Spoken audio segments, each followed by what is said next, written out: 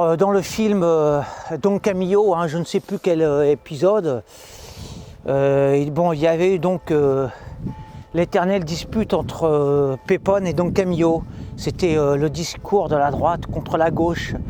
Et c'était à propos d'une chapelle mariale qu'il fallait, je ne sais plus trop, déplacer ou détruire. C'était donc deux discours politiques qui s'opposaient. Vous aviez le discours de droite avec Don Camillo et le discours de gauche donc avec Pépone. Alors ça se chamaillait, c'était des grands discours idéologiques. C'était vraiment les deux blocs opposés qui s'affrontaient. Et puis, au milieu de cette guerre, il y avait une vieille dame, connue des deux personnages. Et alors, la petite vieille, elle était totalement apolitique. Elle n'y connaissait rien en politique et tout ce qui la préoccupait, c'était d'aller fleurir la chapelle mariale, d'aller faire une prière très pieuse à la Vierge Marie, au milieu de tout cette guéguerre entre gauche et droite. Et alors, avec toute son innocence, toute l'innocence de son inculture politique, elle allait porter une gerbe de fleurs pour aller la déposer devant la chapelle mariale, et puis elle allait s'agenouiller et faire sa prière. Et donc, elle était apolitique, et en même temps, elle était au-dessus de tout, à travers son innocence et sa pureté de petite vieille qui se consacrait à des choses essentielles, et très humble. C'était l'humilité qui était en marche. Et bien, avec la force de son humilité, la petite vieille, elle fendait la foule qui était partagée entre les adeptes de Don Camillo et puis les adeptes du gauchiste Pépone. Et alors, ça c'était très beau en fait, parce que les deux camps se pliaient face à la force de cette vieille qui était pleine de vertu, pleine d'innocence et de pureté. Et ce qui comptait alors, c'était pas le discours idéologique droite-gauche, c'était d'aller apporter son humble bouquet à la Vierge Marie et d'aller faire une prière. La petite vieille était totalement indifférente aux deux partis. Et ça, c'était beau. Et ça, c'est exactement la position que j'ai. Parfois, ça m'arrive lorsque je suis pris dans l'élan de la beauté, par exemple, dans un beau paysage. Là, nous sommes, par exemple, à Saint-Léonard-des-Bois. À partir d'un certain moment, seul compte la beauté et tout le reste n'est que du vent, voire de la merde, en parlant d'opposition politique. Et puis, je suis aux prises avec l'essentiel, avec la beauté tout simplement. La beauté de la création, la beauté de la nature, et tout le reste m'indiffère.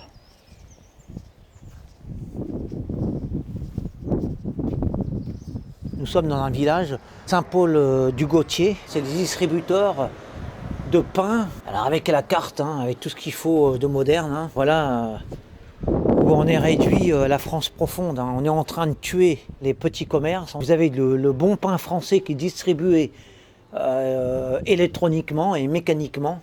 Il suffit de faire la carte et taper le code. Il n'y a plus de boulangerie, il n'y a plus de vie, il n'y a plus de four à pain. Le pain est déposé dans cette machine infernale là, et puis le pauvre français qui n'a plus d'âme en lui, il sort sa carte, il fait son numéro de code et puis la machine lui distribue le pain. Quelle tristesse!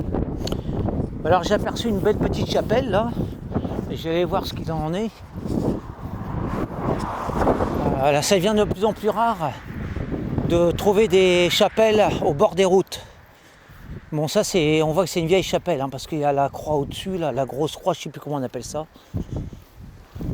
C'est toujours intéressant parce que je sais qu'il y a des visiteurs pieux qui viennent régulièrement. Bon, là, visiblement, c'est pas le cas. Mais il arrive que, comme c'est le cas dans certaines chapelles que je connais, qui sont fleuries régulièrement, donc qui sont visitées assez régulièrement. Bon, là, c'est plutôt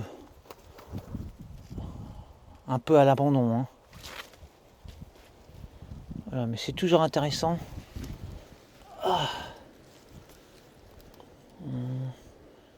Ah, c'est du... je sais pas en quelle matière que c'est. Ah.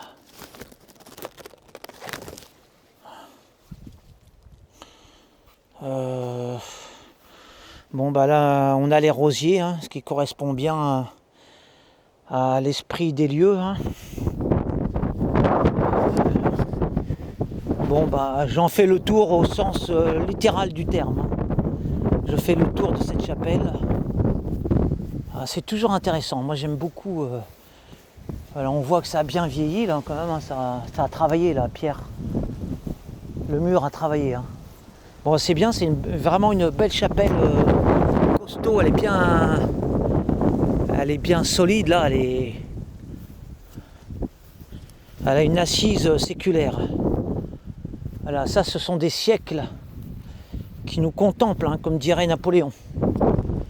Voilà, c'est bien, c'est toujours agréable à voir et toujours intéressant à savoir qu'il y en a encore pour des siècles, qu'elle est là pour encore longtemps. Ça fait du bien de savoir ça, quoi. C'est un ancrage dans le temps, là, dans les siècles. C'est un témoignage du passé, des traditions françaises, et qui est censé, un témoignage qui est censé demeurer hein, en termes de siècles, hein, et non pas en termes de simples décennies. Alors tout là-haut, on ne le voit pas, mais il y a les éoliennes. Ce sont deux mondes opposés hein, qui se télescopent, ou alors là qui se saluent de loin en fait. Tout à l'horizon, on voit les éoliennes qui tournent, et puis là, la chapelle qui demeure, hein, qui est là, qui flamboie, je dirais, hein. Voilà, qui veille comme un cierge.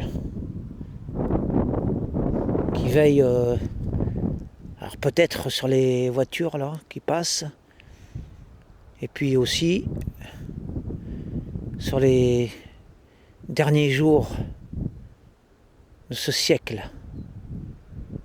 Ambiance mystérieuse. Hein. Nous sommes en hauteur là.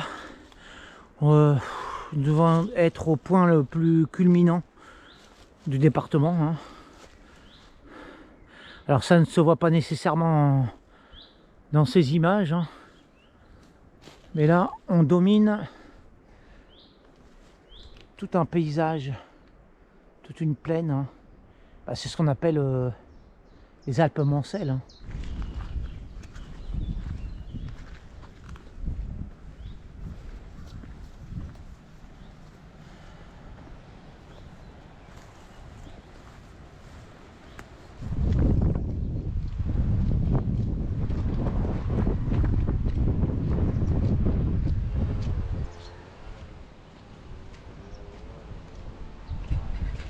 Je n'ai pas filmé parce que c'est anodin, c'est assez anodin, c'est très commun, mais c'était le lavoir, là où se passait tout le feu du village, c'est-à-dire tous les ragots naissaient et se répandaient à partir du lavoir. Et c'était le cœur du lieu de convivialité. Hein.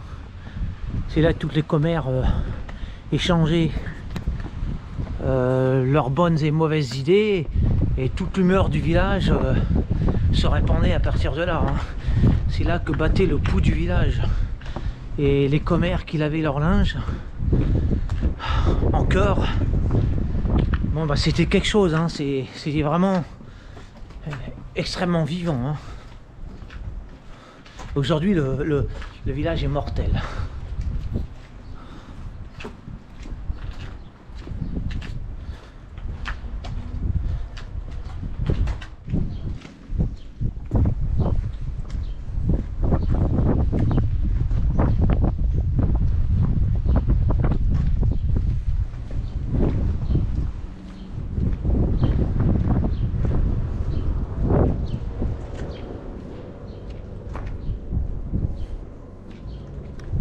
Alors nous sommes à Saint-Georges-du-Gautier, il y a une boîte aux livres, mais que je ne vais pas faire aujourd'hui parce que j'en ai déjà fait une, là, il y a 1 heure à peine.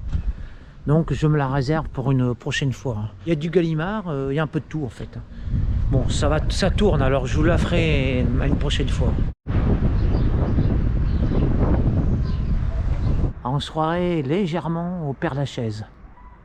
Légèrement. Hein. En fait, nous sommes vraiment dans un village de la Sarthe profonde.